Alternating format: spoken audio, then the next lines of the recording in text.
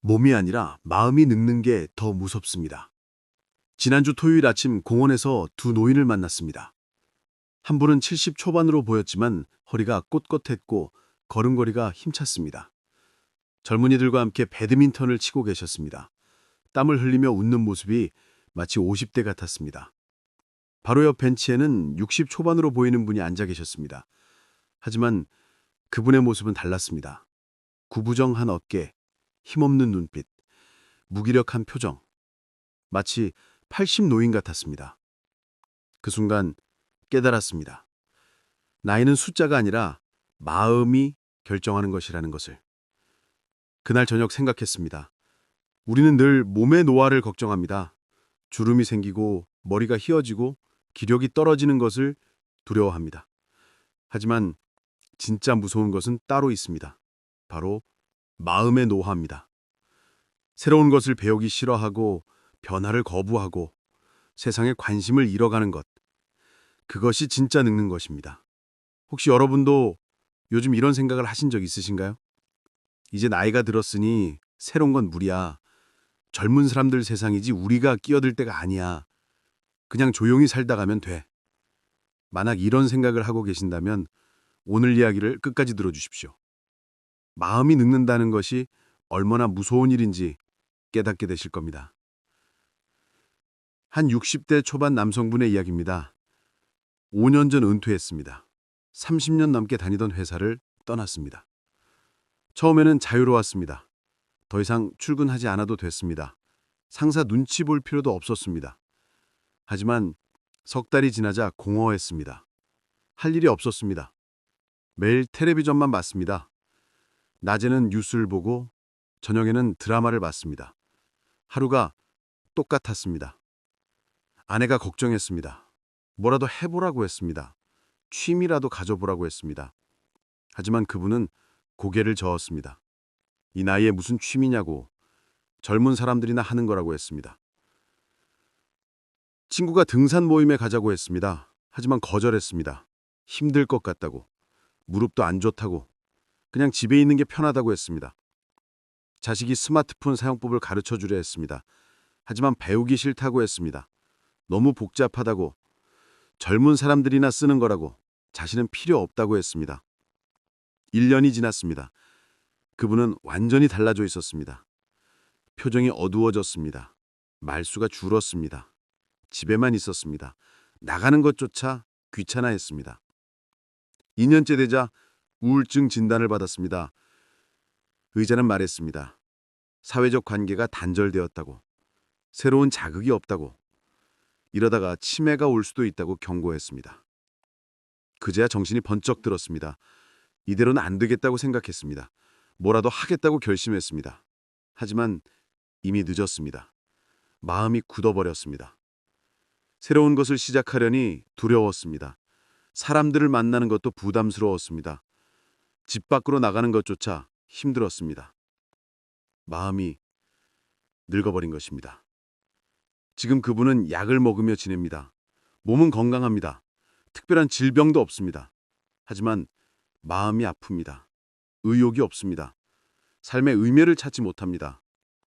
그분은 말합니다. 은퇴하고 바로 뭐라도 시작할 걸 후회한다고. 마음이 젊을 때 움직였어야 했다고. 마음이 늙고 나니 아무것도 할 수 없다고 합니다. 마음이 늙는다는 것은 무엇일까요? 새로운 것에 대한 호기심을 잃는 것입니다. 배우려는 의지를 잃는 것입니다. 도전하는 용기를 잃는 것입니다. 세상과 단절되는 것입니다. 징후가 있습니다. 첫째, 모든 것을 귀찮아합니다. 나라는 것도, 만나는 것도, 배우는 것도 귀찮습니다. 그냥 집에만 있고 싶습니다. 아무것도 하기 싫습니다. 둘째, 새로운 것을 거부합니다. 스마트폰도, 인터넷도 배우기 싫습니다. 복잡하다고 어렵다고 합니다. 옛날 방식이 편하다고 고집합니다. 셋째, 젊은 세대를 비난합니다. 요즘 젊은이들은 버릇이 없다고, 우리 때는 안 그랬다고, 세상이 나빠졌다고 불평합니다. 넷째, 미래를 포기합니다. 이제 살 날도 얼마 남지 않았다고, 새로 시작해봤자 소용없다고, 그냥 조용히 있다 가면 된다고 생각합니다. 이런 생각이 들기 시작하면 위험합니다. 마음이 늙고 있다는 신호입니다. 빨리 깨달아야 합니다. 늦기 전에 바꿔야 합니다. 한 70대 초반 할머니의 이야기입니다. 그분은 완전히 다릅니다. 70이 넘었지만 마음은 30입니다. 매일 새로운 것을 배웁니다. 호기심이 넘칩니다. 65에 스마트폰을 배우기 시작했습니다. 처음에는 어려웠습니다. 버튼이 어디 있는지 헷갈렸습니다. 하지만 포기하지 않았습니다. 손주에게 물어가며 배웠습니다. 이제는 능숙하게 사용합니다. 카톡으로 친구들과 대화합니다. 유튜브로 요리법을 찾아봅니다. 인터넷 쇼핑도 합니다. 젊은 사람 못지 않습니다. 67에는 영어 공부를 시작했습니다.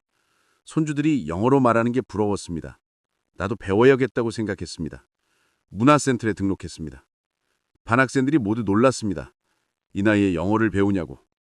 하지만 할머니는 개의치 않았습니다. 열심히 배웠습니다. 지금은 간단한 회화가 가능합니다. 69에는 유튜브 채널을 시작했습니다. 손주가 알려줬습니다. 할머니 요리라 맛있으니 영상을 찍어보라고. 처음에는 망설였습니다. 할머니가 무슨 유튜브냐고. 하지만 도전했습니다. 스마트폰으로 영상을 찍었습니다. 편집도 배웠습니다. 업로드하는 법도 배웠습니다.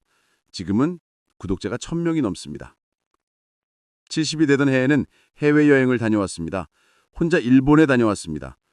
친구들이 말렸습니다. 위험하다고. 언어도 안 통하는데 혼자 가냐고. 하지만 할머니는 갔습니다. 걱정과 달리 잘 다녀왔습니다. 스마트폰 번역 앱을 사용했습니다. 길을 찾을 때는 지도 앱을 사용했습니다. 어렵지 않았습니다. 오히려 즐거웠습니다. 이제 72입니다. 하지만 할머니는 여전히 젊습니다. 매일 새로운 것을 배웁니다. 호기심이 넘칩니다. 내년엔 무엇을 할지 벌써 계획하고 있습니다. 할머니는 말합니다. 나이는 숫자일 뿐이라고. 중요한 것은 마음이라고. 마음만 젊으면 무엇이든 할 수 있다고. 배우는 것을 멈추면 그때 늙는 거라고 합니다. 이 두 사례를 비교해 보십시오. 한 분은 60인데 마음이 80입니다. 한 분은 70인데 마음이 30입니다. 차이가 무엇일까요? 바로 마음가짐입니다. 마음을 젊게 유지하는 방법이 있습니다. 첫째, 호기심을 잃지 마십시오. 세상에는 배울 것이 무궁무진합니다. 새로운 것에 관심을 가지십시오. 궁금해하십시오. 둘째, 배움을 멈추지 마십시오. 나이와 상관없이 배울 수 있습니다. 스마트폰도, 컴퓨터도, 외국어도 배울 수 있습니다. 배우는 순간 뇌가 활성화됩니다. 셋째, 도전을 두려워하지 마십시오. 실패해도 괜찮습니다. 해보는 것 자체가 의미 있습니다. 안 해본 것을 해보십시오.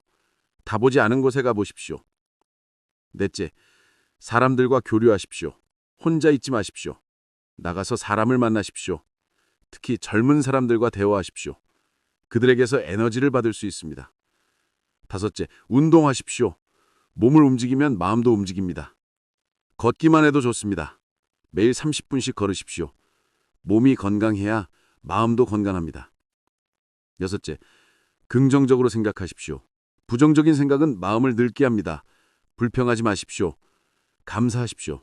있는 것에 감사하면 마음이 젊어집니다. 일곱째, 목표를 가지십시오. 내년에 이것을 하겠다. 3년 후에 저것을 하겠다. 목표가 있으면 삶이 의미 있어집니다. 마음이 살아납니다. 한 50대 후반 여성분의 변화 이야기입니다. 1년 전만 해도 그분은 늙어가고 있었습니다. 자식들 다 키우고 할 일이 없었습니다. 매일 집에만 있었습니다. 그러다 우연히 그림을 시작했습니다. 문화센터 전단지를 보고 등록했습니다. 처음에는 어색했습니다. 그림을 그려본 적이 없었습니다. 하지만 재미있었습니다. 색을 칠하는 것이 즐거웠습니다. 뭔가에 집중하는 시간이 행복했습니다. 일주일에 한 번 수업이 기다려졌습니다. 한 학기가 끝나지만 그만둘 수 없었습니다. 다음 학기도 등록했습니다. 이제는 중급반입니다. 실력도 늘었습니다. 작은 전시회도 열었습니다. 그림을 시작하고 그분은 완전히 달라져 있었습니다. 표정이 밝아졌습니다. 말이 많아졌습니다. 친구들도 생겼습니다. 삶에 활력이 생겼습니다. 무엇보다 마음이 젊어졌습니다. 새로운 것을 배우는 게 즐겁습니다. 더 배우고 싶은 것들이 생겼습니다. 다음에는 악기를 배워볼까 생각합니다. 그분은 말합니다. 그림이 나를 살렸다고. 배우는 것이 얼마나 중요한지 깨달았다고. 마음이 젊으니 몸도 건강해졌다고. 앞으로도 계속 배우며 살 거라고 합니다. 몸의 노화는 어쩔 수 없습니다. 시간이 지나면 주름이 생기고 머리가 휘어지고 기력이 떨어집니다. 이것은 자연스러운 현상입니다. 하지만 마음의 노화는 선택입니다. 마음을 늙게 할 것인가, 젊게 할 것인가.